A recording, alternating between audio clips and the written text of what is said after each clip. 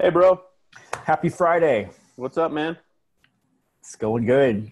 It's All right. beautiful Friday. So let's jump into this and talk about our tip of the week. Tip of the week. You ready for it? I am.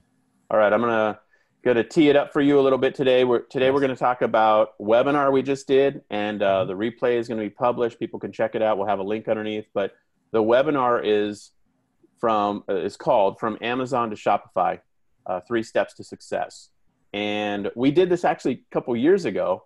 Mm-hmm. And it really kicked off, in a lot of ways, it kind of kicked off you and I's collaboration together. It did. And then we thought, you know what? The topic is still obviously completely relevant, and people still need to make the switch from or integrate into Yeah. more Shopify-centric work.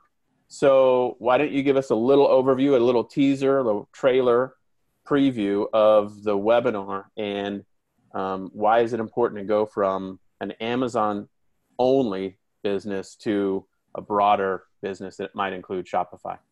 Yeah, I think it's probably more relevant to even today than it was when we first originally did it. And the reason why is that Amazon's constantly changing, and that adds a level of chaos in essence in your business that's not going to sustain your mental health for the long term. It's going to cause you a lot of sleepless nights. I didn't know it was that bad. Well, maybe not for some people. It is like, I Oh my mean, I still gosh. sleep okay, but the reality of it is there's just things outside your control. And Yeah, I think as you begin to scale, you realize the more that I can bring in to have direct control over, yeah, I'm minimizing my risks in my business. yeah, And sometimes this comes down to risk mitigation.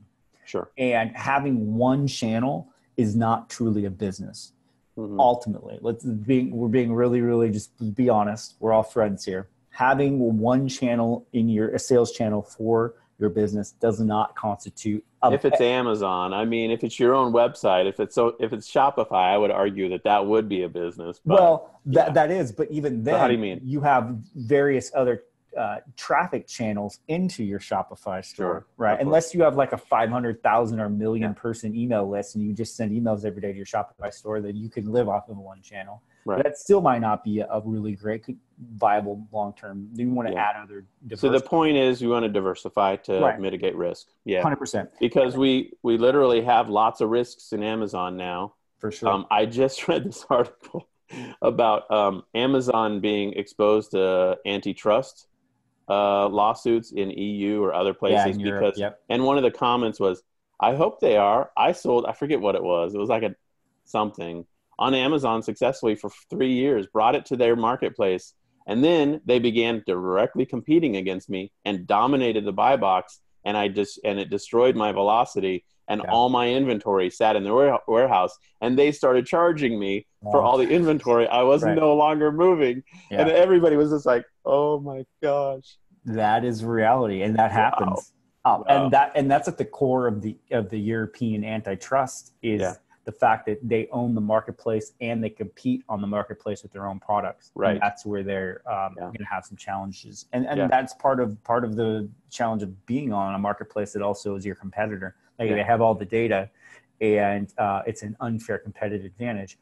So the second benefit to moving and diversifying off of Amazon to Shopify is the fact that your margins are going to get better because ultimately it becomes your customer. So Hmm. instead of paying the 15% directly to Amazon in referral fee to basically lease Amazon's customer to Yeah. generate a sale, you could then take that 15% of product margin and aim that to your advertising to acquire your own customer into your email. It's because they're pixeled to your site, and now you're building hopefully your buyers list for email as well, and Yeah. you're lowering your costs to acquire or to acquire a sale after the initial sale, because the email is going to That's be a right. much cheaper channel for you to resell a customer again. You're increasing the lifetime value of that customer, because Yeah. I that's mean, something you don't have advantage of in Amazon. yeah. I mean, the way I look at it is, I mean, this metaphor, I don't know if it works or not, but you tell me what you think. But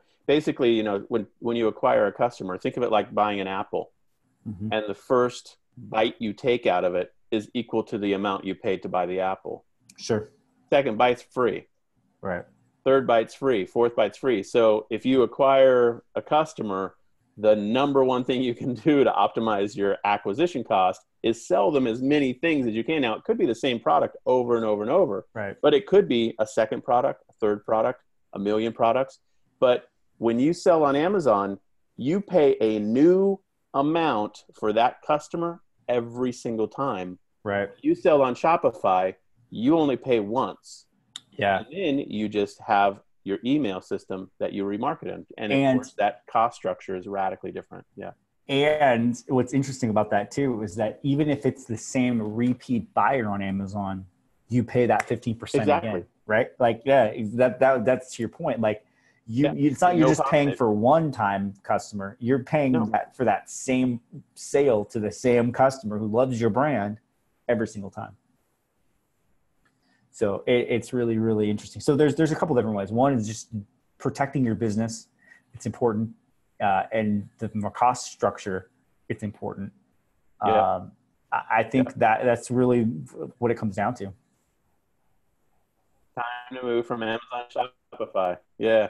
Got to go from Amazon to Shopify all the way. Watch the training where we kind of talk about the 3 steps that you have to consider to make that move.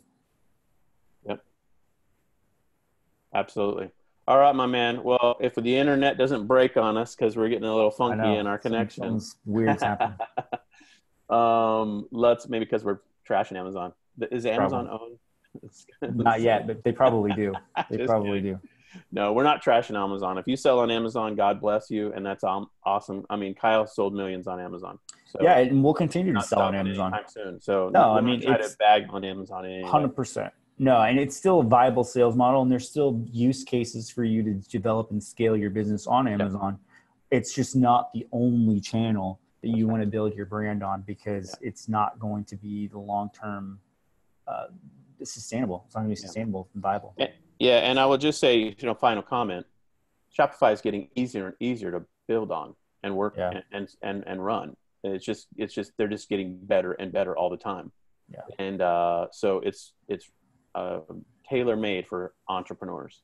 Yeah. If you're not into it yet, watch the webinar and jump in with us. We're happy to do additional trainings and work with you to get you where you want to be in terms of scaling up on Shopify. So for sure. And if you want to get a free coaching session with us, watch the webinar because we'll tell you how to do it. Yeah, absolutely. We're happy to personally talk through the details of your business, where you're at, what recommendations we'd give for you.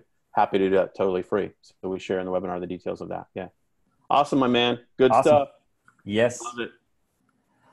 All right, guys. Have a great weekend. Yep. See ya.